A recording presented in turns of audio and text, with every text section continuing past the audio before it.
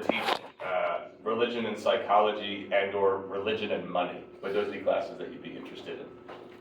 You don't say you're going to Ireland, but do those classes sound interesting in general? The psychology one does. Cool. All right, so you like cognitive science and religion. Yeah, cool. All right. So we're seeing that might work for term 2. Any questions other than papers being due whenever you want them to be? And if you haven't turned in a paper yet, then you have 2 papers that are due soon. Because it's what, November 5th? That means we only have what? How much school do we have left? Not a lot. So we got, all right, Aquinas this week. Here's how it's going to work. There's a lot of Aquinas. So this week we're going to do the proofs for the existence of God for Aquinas and like an intro to it. On the 7th, on Thursday, I haven't decided whether or not we're going to do like philosophy of mind. Oh, just show hands. Who wants to do Aquinas' ethics or philosophy of mind or immortality of the soul? I like the ethics one. Ethics? Soul? I like soul and mind. Soul. Ethics, mind, soul. Mind. Well, that's fucking mixed. All right. So I'll decide. It's probably going to be ethics because we didn't really do much of that this whole time. So yeah, we'll do Aquinas' ethics. That's straightforward. And what I'm going to do for those who wanted other stuff is I'm going to, I already recorded them. So I'm going to post lectures on immortality of soul, philosophy of mind, and probably faith and reason, something like that. So you'll have a ton of Aquinas. And then I'm also going to post a lecture on Bonaventure. And then next week we're going to do 2 days of Duns Scotus. And then post another lecture on top of that for Duns Scotus. There's a lot of material here because we're trying to catch up. You know, you'll have a ton of stuff online. And if it's easier for you, I can just post lectures on everything we cover in class 2 for your papers. And then after that, we start the women, and we'll have 2 whole weeks on women as well, and then there'll be extra lectures online for the women too. So you'll have all the material, it just we kind of got fucked early on with everything, so. Cool, everybody? Yes? As somebody who does not have papers and finals for this class, when is the last day I should come in? Whenever you want, man. So our last day of class is the week after Thanksgiving. So would that be the 5th? Or is it just the 3rd that we have class? Either way, we'll know closer when we get there. So we're definitely meeting the Tuesday after Thanksgiving, for sure. And then we'll figure that out from there. I have an update for you guys. As of starting next year, not this year, the week after Thanksgiving is now finals week. So that bullshit week that happens after Thanksgiving when no one wants to take any classes and you're just kind of here and then there's finals, that's gone. And in its place, every class will have 5 minutes added to it. This was a real idea that was suggested and then thought about and then voted on. I remember I was in Senate when they pitched it. They're like, when do we just add 5 minutes to every class? And I went, So and then that happened. how are they going to handle schedule in between classes then? That's what I'm saying. I have no part of that, man. So Yeah. they just, because this schedule we've had just works. I'm graduating. Well, now you're throwing wrenches into machines. When is it gonna change? Next fall and spring, not spring 2025. So the next academic year. 25, 26. 25, 26. 3 years earlier. So yeah, so classes are 5 minutes longer, and you have 1 week less of school. That also applies to spring? Yeah, they're doing it for fall, but since they're changing the whole schedule, they kind of have to. This is what happens when you put academics in charge of planning things. Are they also getting rid of a week in spring? No, yeah. So you'll get out earlier. They could just do like every other school and like not give us a full Thanksgiving week. Do they give us, wait, we have a full week off for Thanksgiving here? Yeah. So, Yeah. Why do I always forget that? Yeah, because nobody else does it. Because it's dumb. Yeah. I like it. Well, in Memphis, we had fall break Yeah. and spring break. And fall break was right in the middle. Yeah. Which I think is hilarious because spring break only existed because originally Easter. Like, that's why, because of Easter. And then state schools were like, well, we can't compete, so we have to get a week off for no reason. And then everyone's like, well, what about fall? And we decided Thanksgiving week with stupid week after. Mm-hmm. Yeah, as a professor, I hate that week after Thanksgiving.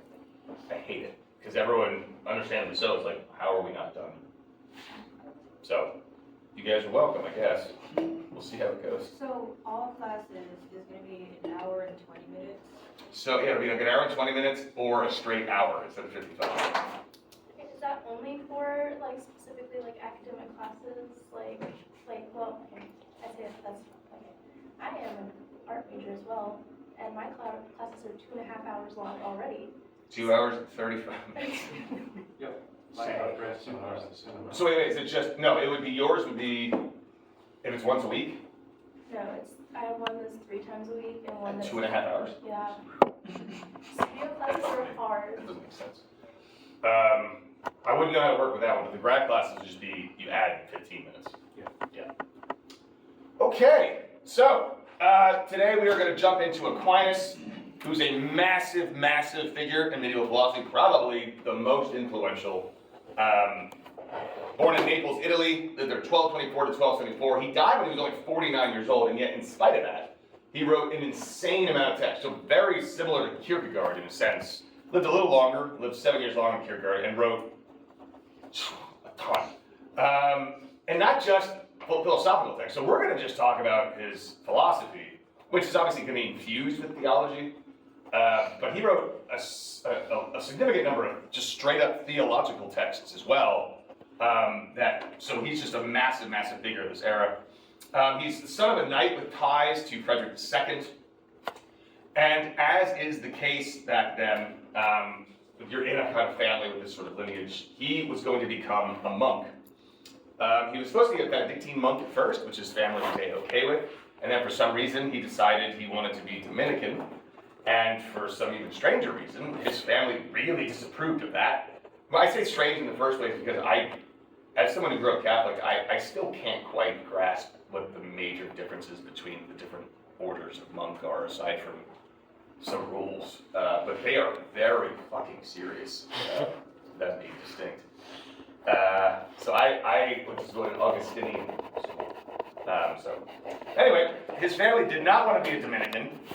And they tried to keep him from doing this in pretty extreme ways, including locking him, chaining him up and locking him in a basement so he couldn't go take his vows, so they kidnapped him. My favorite is his brothers sent him a prostitute, and as the story goes, he chased her out of the room with a red-hot poker. I guess he wasn't, his brothers were basically trying to say, like, look what you'd be missing, and he just wasn't having it. So none of that worked, and then he went off to Paris to study. So he began his studies under Albert the Great, who was incredibly impressed with him. So he took Aquinas with him to Cologne, I think, to continue his studies. Some personal stuff outside of that. He was ridiculed incessantly by his classmates because he was, I guess we could say husky would be the right polite way to say it. They called him a dumb ox, so that's the less polite way to say it. But Albert was so impressed with him, and would obviously hear these kids making fun of him constantly. So he said that one day that ox would bellow so loud that the world would hear, right? And he did. So it was through Albert, also his teacher, that he was introduced to Aristotle, which at the time, so this is like the 1220s, Aristotle is slowly making its way back into the Western world and to scholarship, but it is kind of guarded because, as you know, Aristotle says a whole lot of things that don't really jive well with Scripture. So you had to be very much guided through the material so that your professors could point out all the places that Aristotle got it wrong and then mine the good from it. So, after receiving his Master's of Theology, which is where we get our master's degree from, Aquinas began working. His two most famous texts are the Summa Contra Gentiles, which is the Summa against non-believers, and then the Summa Theologica, which is just on theology. So the Summas are sort of a doctrine designed to present Christian doctrine in a very structured, organized manner, right? So it's basically a philosophical text designed to persuade people via argumentation about the values and merits of Christianity. So, let's start with the idea of faith and reason. At the time that Aquinas is writing all this stuff, faith was the kind of the key to understanding the world. So just as now for the past 100 years, we think of it as language, reason, understanding the mind, physics, mathematics, things like this. For them, faith was like where the real bottom of the truth was. But faith and reason are distinct modes of knowing things. Though it is possible for them to overlap at times. For example, something we've been talking about this entire semester, right, would be like God's existence. For faith, that is a necessary condition, right? You just have to assume that that is true. But from the perspective of philosophy, it's a conclusion from argumentation, right? In a sense, the same truth then can be achieved via belief and rational deliberation, right? So the question then becomes, what about instances, in other words, to put that, I guess, a little clearer, Aquinas doesn't like Anselm, right? But he buys into the conclusion. He's all about that conclusion, that there is a God. God does exist, for sure. But the problem is, so while they agree as far as faith is concerned, and they accept that as a necessary condition, Aquinas sort of chastises Anselm because he's doing it the wrong way. In other words, Aquinas is an empiricist at heart, just like Aristotle. He goes out into the world, he examines the world, and from those examinations, from gathering the data that we find in nature, that is going to lead us, if we're applying reason and logic the right way, that's going to lead us to an understanding of God. What Anselm does is he uses a belief in God and then uses logic to sort of posit the necessary existence of something sort of out of thin air. So, do you remember Gonelo's critique of Anselm? Someone remind me, what was Gonelo's critique? Right, the island, right? Just because I can imagine a perfect island doesn't mean it exists. Aquinas basically says Gonelo was right. Like, that doesn't work. But that doesn't mean that we can't use logic to get to some kind of understanding of God. And that's actually what we're going to talk about today, after I get to this introductory stuff. Aquinas, in the non-philosophical world, Aquinas is probably most famous for what they call the 5 ways, right? So these are 5 independent, though connected, proofs for the existence of God. Some of them we've already kind of touched on, but we'll go over that. All right, so with all that said, what about instances where conclusions between faith, religion, and reason differ, right? So creation, for instance. Now, in philosophy, specifically with Aristotelian philosophy, which is something that despite the differences or the contradictions we're going to find between Aristotelian philosophy and Christianity, Aquinas is, I know I've mentioned this before, but Aquinas is all in on Aristotle with minor exceptions. I mean, he is so infatuated with Aristotle that throughout all of his texts, when he's speaking about Aristotle, he refers to him as the philosopher, right? He never says Aristotle, just the philosopher. Just like I told you, Averroes, who wrote those incredibly detailed commentaries on Aristotle, is known in Aquinas' works as the commentator, right? That's how important Aristotle is. The issue that he's going to see is, well, Aristotle was just born before Christianity. So he wasn't privy to understanding faith the way we do, which is what kind of led him astray with some of these conclusions. So in Aristotelian philosophy, Aristotle tells us that the world could not have been created. Why not? We went over this a bunch. So why would Aristotle say the world couldn't have been created? The universe wasn't created. Yeah? It requires a starting point for God to create instead of... Say one more time, sorry. It requires a starting point for God to create things instead of always having, like, being the creator. Why start at that point? Right, so it creates a lot of problem and questions here.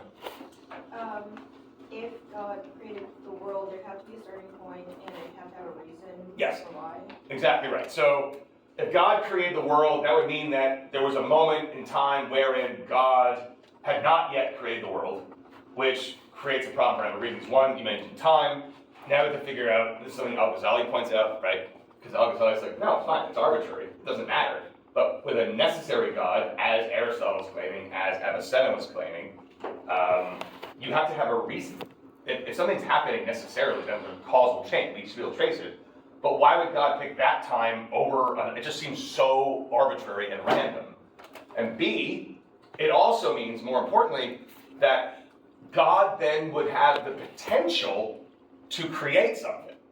Because if God created the world, even if we dismiss the problem of time, which is a real concern, that would mean that there was a moment where God had not yet created the world, but God had the capacity to, God had the potential to do, which means that God is not complete.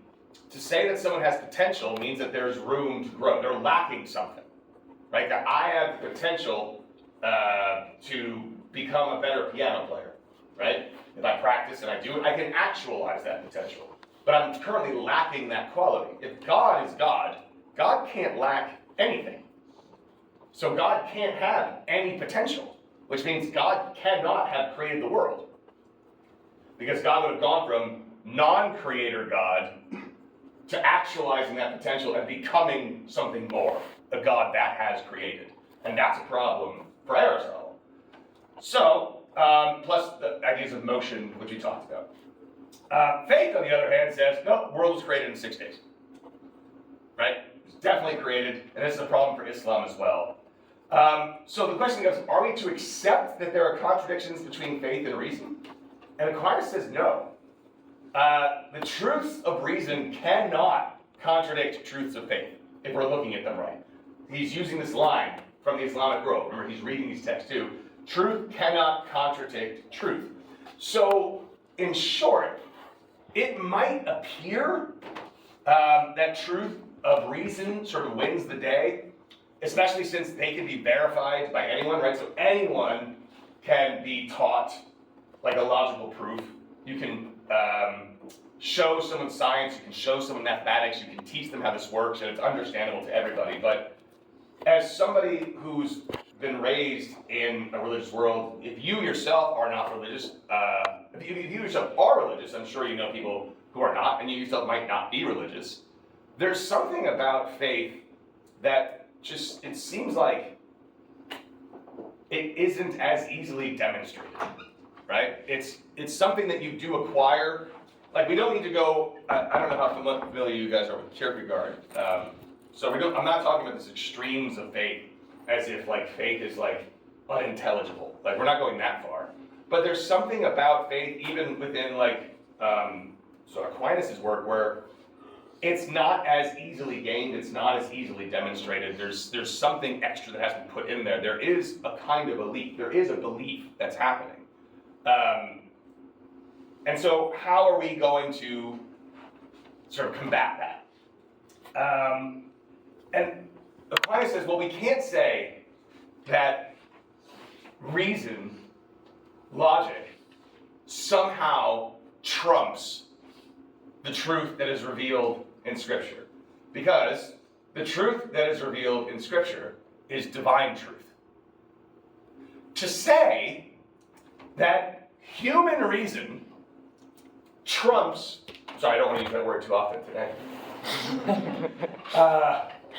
That's the right beats, right? See, it's not wins the day over divine reason is just extraordinarily problematic, right? So it would be to prioritize the conclusions of the human mind over the conclusions of the divine mind, which is an infallible mind by the nature of what God is. So obviously, though, if we're going to make that claim, if we're going to say that divine wisdom, divine knowledge, divine reason is superior to human wisdom, what do we have to prove for us to be able to make that claim and mean it?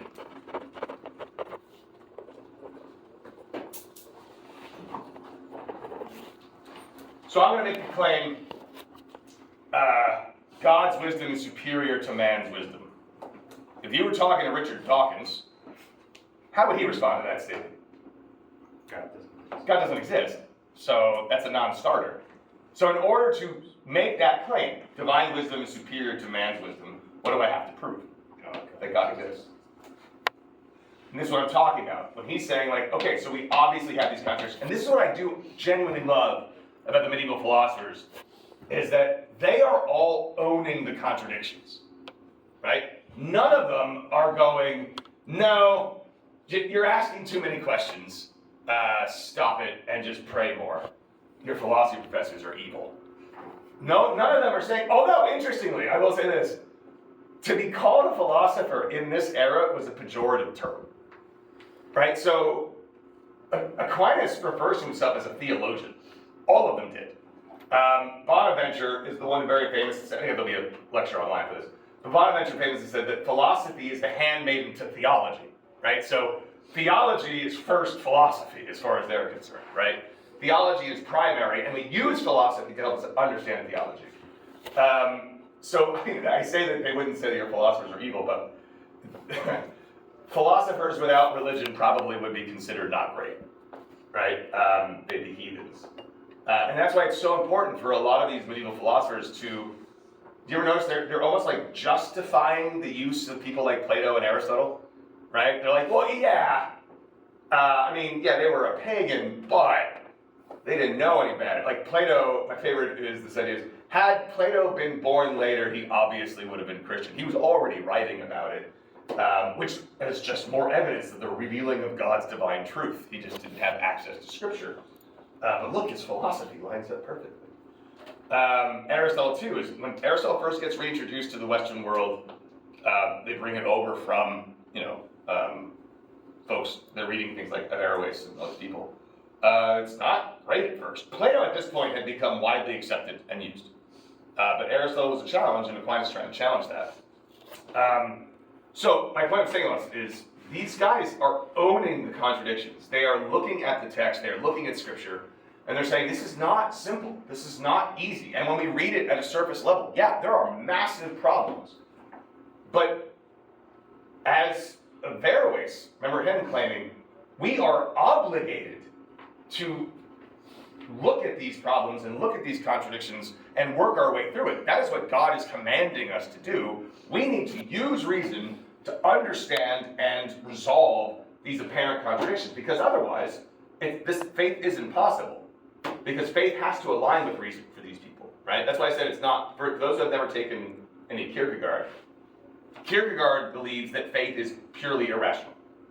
And then that's a good thing, right? He believes that when we actually look into the world, it's a world filled with suffering, and it just doesn't make sense to think that A, God loves me, and B, God would cause all these problems, right? So for Kierkegaard, that's the leap. Faith is jumping away from reason and loving God despite the fact that you shouldn't, right? That is not what's going on here. For the medieval philosophers, they're like, no. Logic cannot contradict faith, and so if it seems like there's one, we have to resolve that. And we're not going to rest until we do. And they spend so much time and so many years trying to get these things to align. And so I have a deep respect for that, because the one thing that I find deeply problematic, especially with religious people, not everybody, but the loud contingent, is that they would shy away from exactly this problem, right? And I just think that that's just cowardly. And these guys are definitely not that. So, all right. So faith, he says, can give us access to truth, though we might not be able to completely understand it. So in a sense, I can relate this quite a bit to Plato, even though Aquinas isn't quite saying this. But so I don't know how much Plato you guys have, but you had some in this class. So Socrates always claims to be ignorant about everything. And yet, Socrates seems to know a whole hell of a lot, right? Now, some people will chalk that up to say something like, well, he's being facetious. And like, there's even a part in Republic Book 1 where Socrates says he doesn't know what justice is. And Thrasymachus says basically something like, oh, well, there you go, pretending like you don't know, when in reality, we all know you have your thoughts, you're just trying to trick us into something. So there's that angle, like Socrates is feigning ignorance in order to sort of win an argument. Now the other way of looking at it, which is how I look at it, is that Socrates not only always claims ignorance, but he also claims divine inspiration, right? And whereas people today, scholars today, typically will look at that and see that as Socrates really referring to some kind of intuition, not really divine inspiration. Like when he says, the gods have, told me I shouldn't do this, what he really means by that is, because we are so much wiser now, that he got a feeling. It's kind of like when you write a text message at 2 a.m, drunk, to an ex, and you're about to hit send, and you go, wait a minute. That moment, right? That's divine inspiration. You should listen to it. Don't send. There should be an app that prevents you from sending texts after midnight to certain people that you text a lot. Unless you say, I need a ride. And that's all it lets you send. But that's what Uber's for. So, that costs money. Good point. Anyway, I digress. So, for Socrates then, he's basically claiming that the gods are communicating with him in some way, and everything that the gods tell him always not to do always ends up being the right thing. It always ends up being true. So, in a sense, how do you square that then? This is kind of the idea here. How do you square this idea that faith could reveal truth, but you still don't have knowledge of it yet? So you could, there's a difference I'm trying to point out here between knowing something and being in possession of truth. Right? So I can have the truth without having the knowledge, because knowledge means I'm able to explain it to you. Right? I have to be able to provide an account. And I think that that's also something that Aquinas is playing with here. Yes. Okay. Another way of looking at it that's outside of Plato would be like, do they still, are songwriters still a thing? Ghostwriters. Like, I meant like people that like perform songs that also wrote them. Yeah. Okay. So, there used to be this time where people who were singing the songs wrote them. It was awesome. And the thing about that is that these guys, so my favorite example of this is this guy named Ryan Adams, whose career had tanked because everybody already knew he was a creep, but he really got, like his career died. But back in the day, so this is like 20 years ago, he was like 18, 19 years old, and he was writing these songs that are just mind-blowingly beautiful. Like, musically, lyrically, if you want a good example of one, look up Ryan Adams' Oh My Sweet Carolina. Also, another really good one would be Come Pick Me Up. Yeah, that's good. So, you hear him sing these songs, and there's so much emotion in them, and there's so much beauty in the music, and there's so much thought and poetry in the lyrics, and you're like, this guy gets it. This guy knows. And then you listen to an interview with him, and you're like, you're a fucking moron. Like, how are you able to present this idea so perfectly, and then they ask you questions about life, and you don't know anything? Like, so he doesn't. So in a case, like, musicians are inspired in that very same way. Like, they're in a possession of a truth that they're able to reveal to other people through a different medium, but it's not knowledge. Because you have to be able to explain it. Not to mention the fact that Ryan Adams' love life is just train wreck. And if you actually know what love is, you wouldn't act in the way that he does, is the idea. Does that make sense to everybody? See where we're at? Okay. So similarly for Aquinas then, there are certain things that are strictly theological, such as the incarnation of Christ, the sacraments of the church, etc. All of these things are to be taken on faith and through faith. And the believer seems to have a stronger grasp on this than the philosopher could ever hope to attain through reason. Right? I mean, like, it is a strange phenomenon. Like, imagine how weird it is to explain to someone who's never heard of Christ, like, that, yeah, there was this guy, and he died, and then he came back to life. Like, it really happened. And they're like, how do you know that? Do you have, like, evidence of that? Yes, there's a book about it. And it's, like, been verified by sources? No, not at all. So why do you believe that? Oh, because it's true.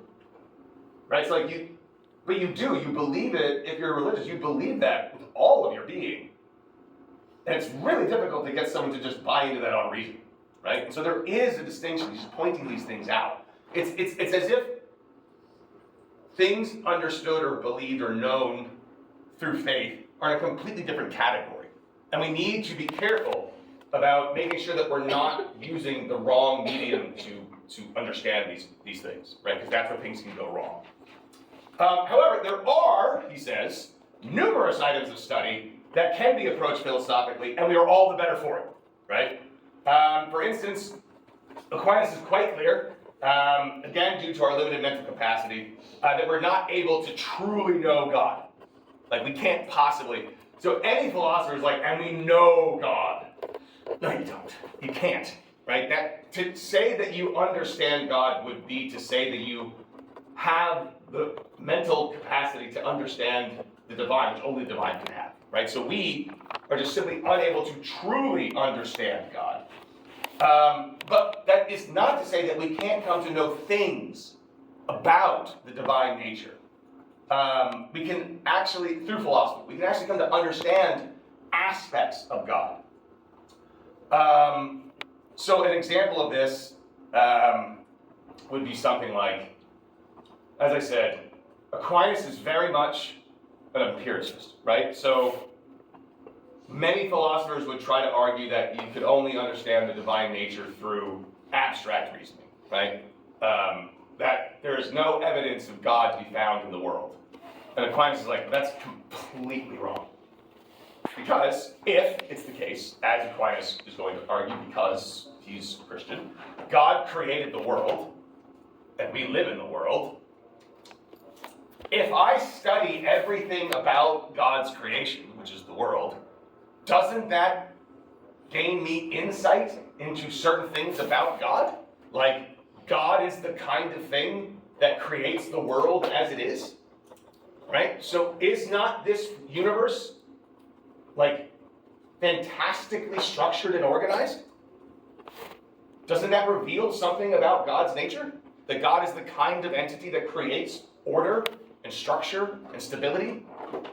Like, these are things that we can know about God, and we can do it through observation of God's creation. And this is true. So, for instance, let's imagine, so, are you guys into art, painting? I know Sela is. So, you're going to like a museum and just stared at works of art, or gone to someone's house and seen the kind of art. That's a good example, actually. Gone to someone's house and seen the kind of art that they use to decorate their walls, right? That tells you a lot about that person. They're the kind of person, like if you come to my house, I actually really like decorating my walls with classic works of art. So I have come to realize about myself that I really like modern art, and I really thought I didn't. Like, my favorite artist is Pollock. I have 3 massive Pollock prints. They're not actual Pollocks, that'd be insane. I wouldn't be here. I'd be in Hawaii. Massive Pollock prints that just take up, that's like one wall, right? And there's something about it, and some people come over and they look at that and they go, I don't understand, why? If you guys don't know what Pollock paintings are, look up Pollock. It looks like someone just threw paint on a canvas, but he didn't. He did, but it's more than that, yeah. Is that the painting I saw in the background during the Zoom meeting? Yes, that's one of them. But I also like Renaissance art as well, right? So it's this weird mix of these two things. It's almost like I'm schizophrenic, which makes sense. So, but that's my point. You can go to someone else's house, and you know what I don't like? I don't like Degas, or Cézanne, or any of this, Monet, Manet. I don't get it. It's like, it's fucking flowers. Like, I don't, why, this guy just paints a whole lot of ballerinas, man. What's going on with that dude? Like, so many fucking ballerinas, like a lot, and no one said anything. They're like, these girls are like 12. No, so many people said things. There's actually like a whole theory that he's actually Jack the Ripper. Oh fuck, that's awesome. Yeah, I can tell you about it later. Well, now I gotta go buy some of those paintings. Because they're actually really creepy. Like, that's the whole. They're super creepy. Yeah. Like very creepy. And that's the point. Like, so you can tell a lot about a person by the way they decorate their house. And if you think of the universe like that, right? We can learn a lot about God by the way that God created the universe. We can't know God entirely, but we can come to know God. It's kind of like walking into someone's house who doesn't live there anymore, right? You can't get the full picture. You can't understand what their life was really like, but you can learn some things. And then we can use logic to try to piece the things together to try to understand it more as a whole. Okay. So, in short, philosophy would be unable to discover the deepest truths of faith on its own, but basically, aspects of faith can be understood more clearly through disciplined philosophical reasoning. Now, the reason why Aquinas has to jump through all these hoops to defend the use of philosophy, and why there's this sort of negative association with philosophy in general, like remember I told you, like being called a philosopher would be like a pejorative term, right? Which is why it was so weird. I don't know if you guys remember this. It was Avicenna, right? Or was it Averroes? I think Averroes, right? Referred to himself as a philosopher, right? And that'd be very weird to do in the Islamic world as well. Is that the reason why all this is that the philosophy of the pagans was seen as a kind of a self-love. And while self-love is not a problem for Aristotle, right? Because for Aristotle, to love oneself is to wish oneself the best possible life. And so we use philosophy to better ourselves and to learn more and to grow. Within a deeply, deeply medieval Christian community, self-love means you're not loving God, right? So theology is pointed towards God. Philosophy, on the other hand, from them it seems very narcissistic. It's claiming a kind of understanding of religion that can only be gleaned through philosophy. Further, if we look at different fields of philosophy, like asceticism. Now, asceticism is very, very prevalent in Christian communities, especially at this time, right? So it's sacrificing luxuries and pleasures, and it can go even more extreme than that. But asceticism comes from a philosophical school of thought, which is that we're denying ourselves the pleasures of the material world because they distract us from living a pure, true life. They distract us from a purely philosophical life because we get bogged down by all these things. But the problem with asceticism from a Christian point of view and why they're wary of it is because these philosophers were not doing it for Christ or for God. They were doing it for self-purification. But from a religious point of view, you are denying the world so you can turn your attention to God. They're denying the world so they can turn attention toward themselves in a more profound way. So all of these things make it kind of a swamp that Aquinas has to navigate through when he's trying to defend this. But then at the end of all this, he comes through and he says, look, the reason we're doing all this is so that we can use philosophy to prove God's existence. And we're doing this not just for believers, right? The problem with someone like Anselm, he's going to point out in addition to, is that it assumes you already buy in to the understanding of God that we believe in, right? So if you walk up to, say, I don't know, a Viking, right, which they would have known about at this point, and said, hey, the atheist has said in his heart there is no God. It's like, which one? Which God isn't there? But no, God. Hey, but there's 15 of them, man. Which one are you saying doesn't exist? And then you say, no, there is only one God. No. So if you don't already buy into the monotheistic worldview, Anselm's proof doesn't work. It just doesn't.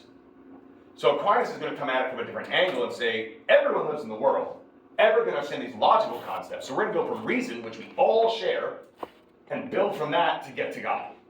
Right? So there are 5, as I said, ways.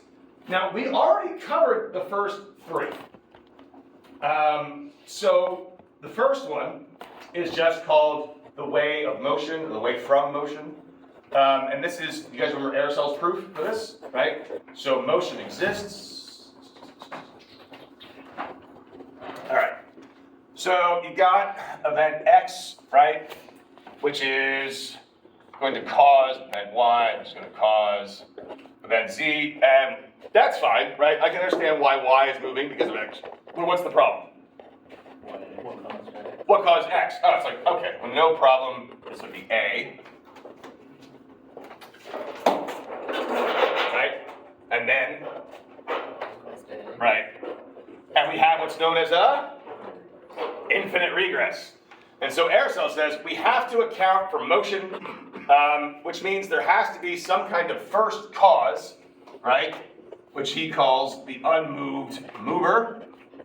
So, oh, by the way, the reason I'm just it sounds like I'm just regurgitating this is because Aquinas just literally just steals this from Aristotle. Like, note for note, instead of unmoved mover, it's God, right? And this unmoved mover itself does not move. So we'll just say God now. Right? So God doesn't move. Why not? Why can't God move? God's eternal. Then there have to, God's eternal, and? there have to be something that caused that. Right, so if God moved, that would mean a lot of things. One, God would have to be in time to do that. Two, God would need a body, because bodies are what move. And so we start creating all these problems. And three, that means that God is the kind of thing that's affected by material things, which means now God is in the causal chain of motion, which is a problem. So, no, God is just that thing that causes all of motion to happen without God's self actually moving. Right? Does that make sense to everybody? Remember this? Okay. So that's the first one. Okay, the second one is something Aristotle didn't really... He should have, because Aquinas is just pulling straight from Aristotle. But remember, Aristotle isn't concerned about proving a God that exists in a certain way. Aristotle logically posits the existence of the unmoved mover out of necessity to explain motion. Once he gets that, he's like, I'm done. Aquinas has a different agenda. So Aquinas is like, all right, so in addition to motion, this one's called the way from causality. And it's very similar, but he would say, instead of the motion thing, let's go back to Aristotle, and there's the four causes for Aristotle were what? I'll give you the first one. Material. Mechanical is one of them. Uh-huh. And then there's formal. And Final. which we'll get to later. But this one, mechanical and or efficient cause. Everything that exists had to come from somewhere, right? So like I came from my parents, and my dogs came from puppy parents, also known as dogs. And everything came from something, but then we run into another infinite regress, right? If everything came from something, then that would mean even God would have to have come from something, but that doesn't work. And notice, a thing cannot cause itself, right? This marker did not make itself exist. It came from somewhere. Not even God can cause God's self to come into existence. And so what we need, similar to this, is we need something that's already always been there, that didn't cause itself, it just is, but that thing serves as the efficient cause for the entire universe behind it. Otherwise, we end up in an infinite regress and we have a problem. Do you guys see how that works? Okay. Now, the third one is the way from necessity, which, I'm not going to rewrite the whole thing, is Avicenna's proof. Right? So he's stealing from Aristotle, borrowing from Aristotle, right? For these first two. And then with Avicenna, it's the way of necessity, right? So if you remember, I'll just kind of briefly go back through it. For Avicenna, and now Aquinas, he's just using the same proof. It works really well. If a necessary being exists, then we're done, right? But then he says, if a contingent thing exists, then it must be the case that a necessary thing exists. Because the contingent thing exists, it has to have a cause, right? And so we can round up all the contingent things that have ever existed and ever will exist. We put them into a single set. And so we say we have the set of all contingent things. But according to Aquinas, that set itself has to be contingent. Why? Is that it? All the parts are contingent. Exactly. So according to the proof, if all the things in the set are contingent, then that means there is a possibility of all those things not existing. And if all those things don't exist, then there are no contingent things, and then there is no set of contingent things. So the set of all contingent things itself has to be contingent, but since the set of all contingent things is contingent, and all contingent things need a cause, there has to be something that exists outside of that set, which would be the cause of that, which has to be necessary, because if it wasn't necessary, it would be contingent, and then it would be in the set, and things can't cause themselves. Remember all that? Okay. Now we get to new stuff. So the fourth one, Aquinas calls, that should have all been reviewed to everybody. The fourth thing he calls degrees of perfection. So we see, when we look into the world, various degrees of truth. So we have hot, and then we have hotter, right? Cold, colder, bright, brighter. And following from this, it seems like there has to be a hottest, a brightest. So what he's getting at is, if you're going to establish that kind of scale, it has to be measured to the end, right? So take weight, for example, just to prove, because that might sound confusing. Like, why can't it just keep going? This is why. Take weight. There are things that are heavy, like my phone. There are things that are heavier, surprisingly not as much as you'd think. This laptop, right? And this desk is heavier than that. And you're like, well, yeah, so there's always going to be a heavier thing. Nope, the universe. The universe is the heaviest. It is all the weight. There is an end, right? Even something like that, you just go all the way out. So, yeah, go ahead. That's getting into some like Manichaean territory though, if we're dealing with good and perfection. Yes. So good, better, best. And also Worst. Yeah, so it becomes problematic. So there's got to be, if something's noble, there has to be something that's the noblest. Something's good, better, there has to be something that's the best. It's the maximum, right? And that thing is God. Now you're right. This creates problems because if we have a scale, if we're measuring something on a scale, then just like there is something that is all the way the heaviest in the universe, there has to be something that is all the way at the bottom, right? And so this could be seen as a way of accounting for evil. You know, it's like following a very Augustinian line, right? Where you have God is the maximum good, and the farther we get away from God, the less good, maybe not evil, but the less good we are. And so we, as humans, right, we want to explain sin, we are, though close to God, made in God's image, which is an interesting phrase, but made in God's image, but we are not God. So we are going to be lesser than, we are going to share in the gap between God's ultimate goodness and whatever we are. And this allows for us to be led astray, things like that. But yeah, exactly right. It does lead to those problems, which can be a cool paper. All right, now the big one, the most famous one. It's called, basically the argument from teleology, or final cause. And the way he explains this, we kind of touched on it, this is how he goes through it. So all things in the universe seem ordered to work in a very particular way. There seems to be, when we look at, again, for Aquinas, everything is all about empirical observation. So when I look out in the universe, it seems like there is a governing force in the universe. Not just the complexity of how things work, right? So it's not just, like, remember I mentioned the example of like the human eye. Like, that's an insanely complex system. And so you're like, wow. But it's not just that. But there's also some sort of like overlaying rational approach to the way that things work. So to explain, I might say that I'm free to choose to work in a certain way, to do certain things, etc. So with humans, we might say something like, well, it seems like you can do whatever you want. But think about like non-rational things that don't have rational processes. The same governing principle applies to that, right? So acorns become trees, right? How does that, it's not like they're thinking and deciding to do that, right? Now we can explain how our actions kind of follow, because like, well, I decided that I was going to do this and it worked out this way.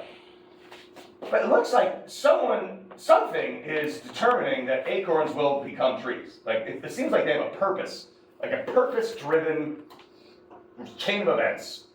Like, how do you account, he asks, for, like, eggs becoming chickens?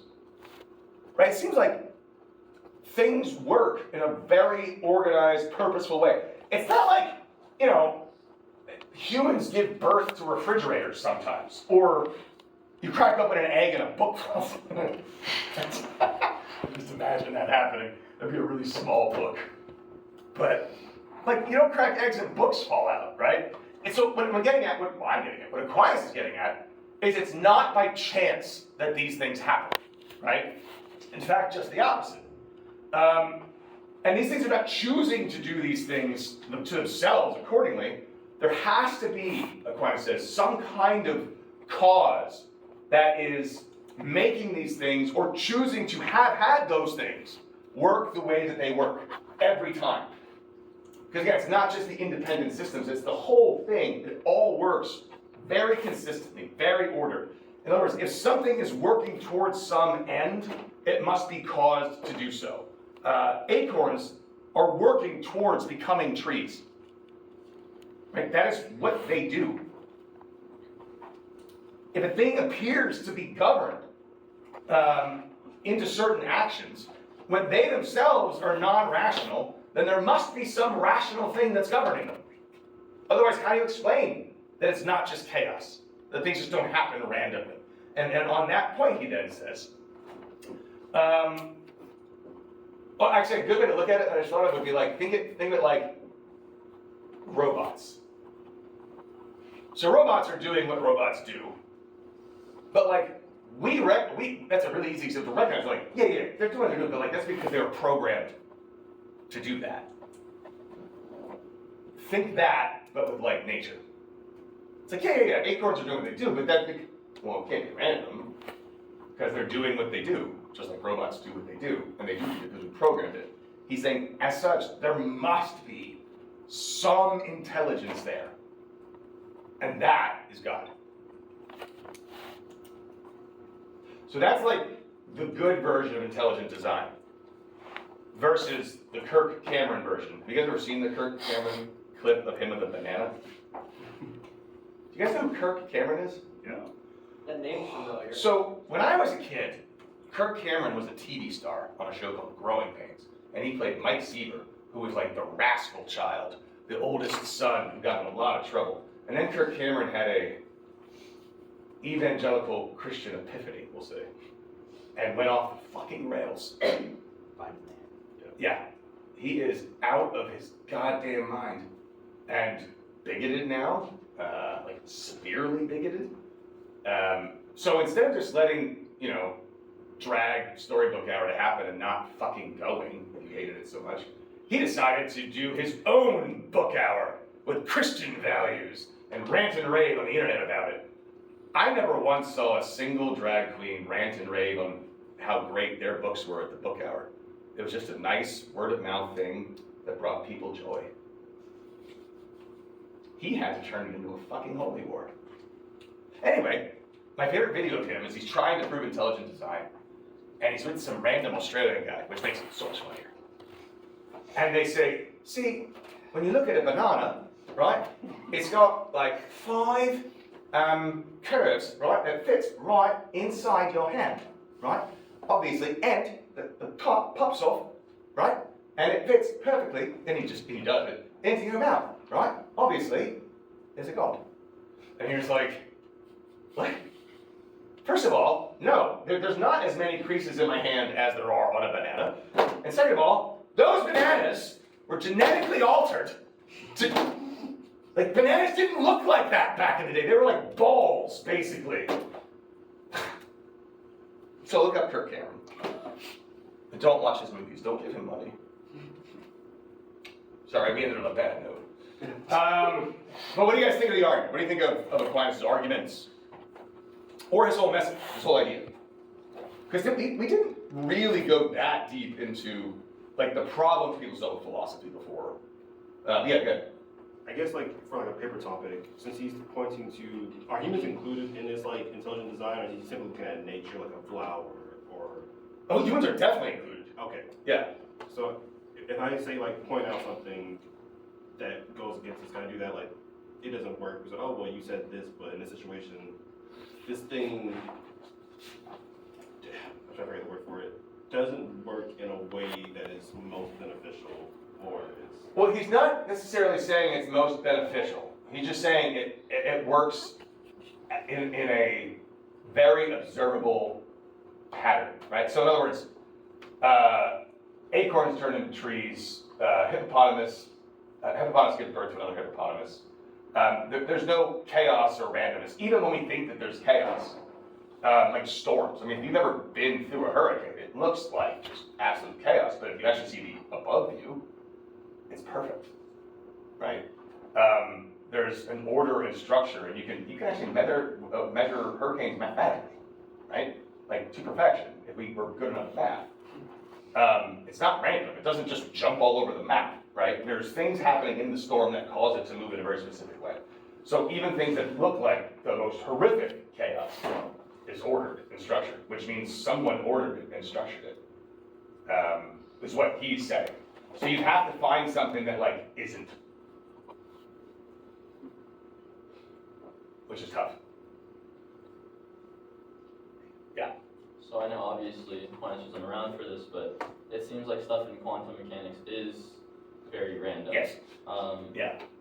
Like the second you look at a subatomic particle, it does something completely different than what you thought it was doing. Right. So that's, someone actually brought that up to me in my class when I did determinism. And they were like, well, you know, I'm all in on determinism until you get really deep into like quantum mechanics. It seems like things are moving randomly. If Aquinas was alive today, he'd say, exactly, it seems like they're moving randomly. We just don't know enough. There is a pattern, we just can't see it yet. It's like the stock market, right? Like, it seems totally random. You know, we try to explain it because of trends and shifts. But you guys ever see the movie Pi? Okay, you ever see any Darren Aronofsky movies like Requiem for a Dream or Mother or Noah? Anyway, his first movie is called Pi. It's about this mathematician who's trying to figure out the pattern of the stock market, basically. And he drives himself insane trying to do this. But in theory, there has to be a pattern. Aquinas would say there has to be. We just can't see it yet. Just like the stuff that we know about physics now would be incomprehensible to someone like Aquinas at the time, right? Same idea. Is how he would look at it. But that's not saying you're wrong. No. It could very well just be random, but that's what his answer would be. It has to be, right? He can't allow for that, and that's where the faith thing comes in as well. If you're saying that something's happening that is random, that disproves all of it, and he can't have that, so there has to be something. And it's not like a plea or a shot in the dark. He's like, no, reason can't conflict with this. I believe this, and that's the problem. That's what we're doing. Because there's also disprove the way of causality and the way of motion. Right. So he has to be a determinalist, right? Because if people could freely choose things, then that would create a sort of randomness, right?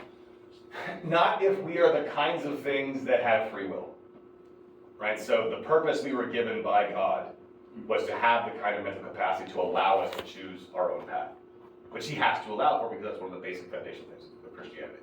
Like he has to maintain. There's going to be a lecture on free will, on that basic idea. But yeah, he has to allow for free will. It's just that we are the kinds of things that have it. If we were born without it, if someone was born a robot who had no free will, that would be the problem. Yeah. Was anyone like not religious and then hearing these you went, ah.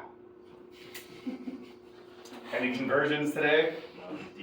I just want to, I have no dog in that fight, but I'd love to credit philosophy for one. That'd be, you got there the right way. I'm trying so hard to find it. I mean, Aquinas had a huge effect on my religious journey and my perception. That's right, you came to Catholicism later, right? Yeah. Yes, I converted, so Aquinas was a huge part of that for me, so I really look up to him. I enjoy reading and talking about Aquinas, so yes, but actually no. Not from atheism in that sense, but I did look at him. I was introduced to him because I thought it would make more sense to start at the beginning and look at atheism and theism. Oh, okay. So, yes, kind of. Fair enough. Yeah, so that's good. I went to Catholic college, and so I was studying this stuff, like, I took multiple classes on medieval philosophy when I was an undergrad, and then literally zero in grad school, because I went to a state school, and they're like, we don't do that here. And now we're doing it here, so, yay. All right, guys. It's good for today. So we'll do Aquinas' Ethics on Thursday, and then we'll jump to Duns Scotus. For those who are really into metaphysics, Duns Scotus is going to be your guy. He's weird. Also, where the term dunce cat comes from. I was wondering, like, so he said it's like evolving over something older than a certain book. Yes. Could you throw God to it and say God is also one of a certain way to that other side because God also follows the That would be if God was created. Gotcha. Because this Aquinas even the term for God. Yeah, has to. Has to, because otherwise it would be Okay, I did look on the Google review and it said they had like, it's No, it's hard. Think about it. Like, don't worry. You know, this is hard stuff, so it takes a minute to get the idea. And if the idea's not perfect, don't worry about it. Like, you can come up with a critique and then say, but this, that's fine too. Just show me that you really put some thought into the argument. Yeah. Get mine. About the grad school stuff. And so I just resent you something, yesterday, I think, For about your, at least it's not. the big paper. I finished the draft. oh shit. Yeah. When's that all due? I have to do it earlier than everyone else.